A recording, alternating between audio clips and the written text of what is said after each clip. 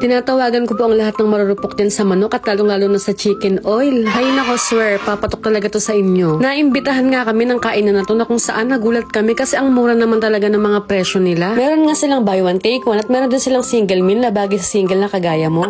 Nandito nga kami ngayon sa Noypi Inasal Bustos Branch. Nilagay ko na nga pala yung location nila at madali nga lang silang hanapin. Walking distance nga lang sila mula sa BSC Bustos. Kaya naman suwak talaga na dito maglalunch ang mga estudyante. Naku, pagpasok mo nga bubungad agad sa inyo ang malamig na aircon tapos may electric fan pa din sila. Nakakatuwa nga kasi bawat lamesa may menu na sila na nakalagay. Kitang-kita nga rin ang maaliwalas na lugar nila. Kitang-kita naman na malamig talaga sa lugar na to. No worries mga besh, presko talaga kayong kakain dito. Ang liwanag nga din ng place nila kaya naman kitang-kita na fresh talaga yung mga isa-serve sa inyo. Tinitignan pa nga lang namin yung menu. Naku, na-excite na kami kasi mahilig talaga kami sa chicken oil. Guys, isa pang hindi nyo kakayanin, may wifi sila. Kaya naman sa mga estudyante na gusto mag-wifi habang lunch, naku, tara na dito. Papasilip ko nga sa inyo yung menu nila. Naku, huwag kayong mabibigla basta pumili lang kayo ng magugustuhan nyo. O diba, sana all, sa Noypi Inasal may forever buy one take one.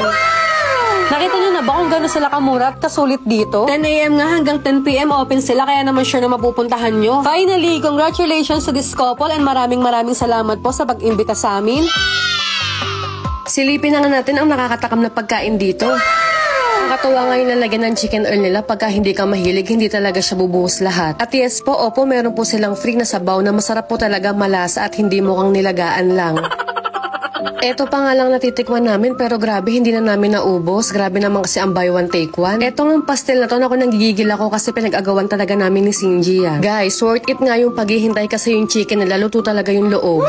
Guys, natatawa talaga ako dito kasi takam na talaga kami sa amoy kaya nung natikman namin hindi namin napigilan na pumikit.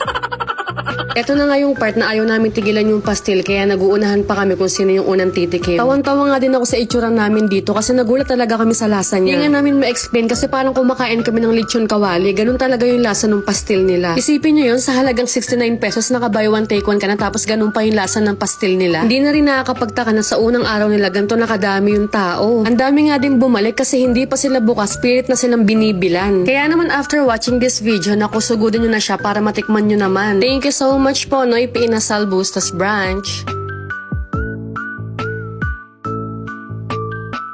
Abangan niyo po ang aming next mini vlog. Pwede po kayong sumali sa aming mga parapol. Follow and like our page at mamimili po kami ng mga lucky sharer. See you sa next vlog, mga marurupok pa sa otap.